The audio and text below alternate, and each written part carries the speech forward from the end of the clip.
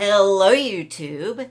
It is March 31st, 2019, which means it is Trans Day of Visibility. And that's what this video is all about.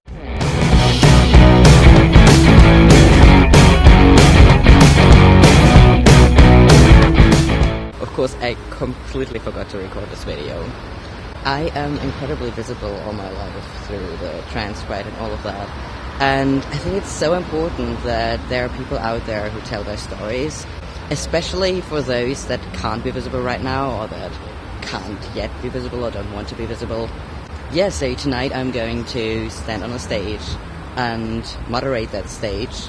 It's an open stage that we organized with the Trans Pride for the Trans Day Visibility. Hey, what's up everybody? I just wanted to come in here and say a few things. When I came out 2 years ago, I came out as 100% male, and now 2 years later, I've been on testosterone for about 2 years. Now I'm to the point where I'm not actually sure that the 100% male is actually me. All I know for sure at this point in my journey is that I don't identify with the gender I was assigned at birth. As for whether I'm 100% male or gender fluid or gender queer or non-binary or any of the other thousands of options out there, I don't really know. I'm still trying to figure that part of myself out. And it can be really intimidating. You know, I did this whole big coming out. All of my friends know me as 100% male, so now what am I supposed to do? First, I have to figure myself out. And then I can worry about telling everybody else. But I'm starting to get to the point where I just don't care what anybody thinks. I don't bind.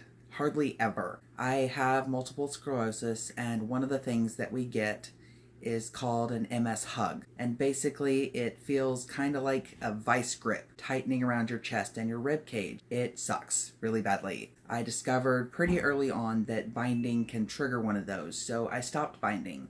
And at first that really stressed me out because I had gone 2 years with never going out in public without a binder ever. As I have gone through the 3 months or so now of not binding, I've realized it doesn't matter so much to me anymore. I don't feel that pressure to present as 100% male all the time, like I have to follow this standard and this standard and this standard to be male. If it ends up that I'm a trans guy and I just refuse to go by societal standards of what a male is, then so be it.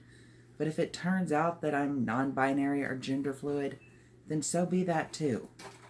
I just want to find out and discover who I am and what makes me happy, and that's all that matters. So if you're out there and you're struggling with your identity, say you came out as trans and now you're not sure, or you're still like questioning your gender, just know that that's okay. It's okay to take the time to figure out who you are. That's one of the things this day is about to me. It's about learning how to accept yourself 100% of the time and 100% of the way, and loving yourself for who you are. And that's all this day is. Now, it's kind of funny. When I originally came out, I didn't think that I would ever be out, like live my life out as a trans man. I thought, and I didn't have the vocabulary at the time, I thought when I came out, I was going to do my, 6 to 8 years of testosterone, get my top surgery, and then just kind of disappear into the cis man world. And that so did not happen. I do not work, so I am not in danger of losing my job by living my life out. My friends are mostly in the trans community, or they're all allies, and if somebody's not accepting of it, I'm not exactly keeping them around as friends, you know? My family, while it's not something they really talk about much, except with my mom, they didn't disown me. Those aren't things I have to worry about. Because of that, I still thought at the beginning I would go into the world and become just invisible into the cis world at some point, but in starting this channel and some of the activism work that I do by like going to Austin to lobby against anti-trans bills, I started noticing that by being out, it allows people to normalize trans people around them. Like, to them, trans is this weird thing they can't understand, and a lot of cis people will never understand, but it becomes something normal to them, something that they kind of like back in the 80s when, you know, people who were coming out gay, they were out and proud, and it kind of normalized it and people got used to it. And that's one of the things that I found, that by being out, that allowed me to do that for the community, for myself, for my friends. I think after having my top surgery, that really became less of a desire for me because I felt more comfortable in my own body. I felt better in my body. I felt better about myself. A lot of things changed when I got my top surgery, actually, because suddenly I could look at myself in the mirror again. And so, yeah, things like that, all that kind of stuff changed. So this idea of me just disappearing into the cis worlds one day just went away. I just didn't have that desire anymore because I don't have to worry about losing my job. I don't have to worry about losing my friends. I don't have to worry about losing my family. This is also a day to remember all of the people who have been murdered because they were trans, which is something very important. So in remembrance of them, we're going to do a moment of silence here on the channel, okay?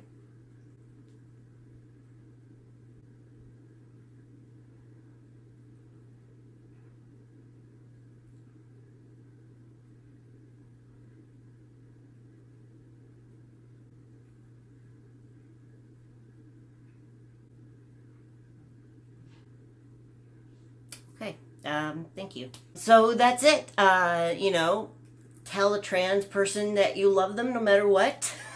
Be there, be an ally for your trans friends. Don't forget to check out our other videos. Check out all the other wonderful people who are on this channel. We have so many queer people joining. And give it a thumbs up, a like, and comment. And don't forget to subscribe. Hit the bell for the notification so that you'll see when we bring in new videos, because I'm about to move and it's going to be a little rocky trying to get videos out on time. Alright, so we will see you all next month, which is tomorrow. Bye!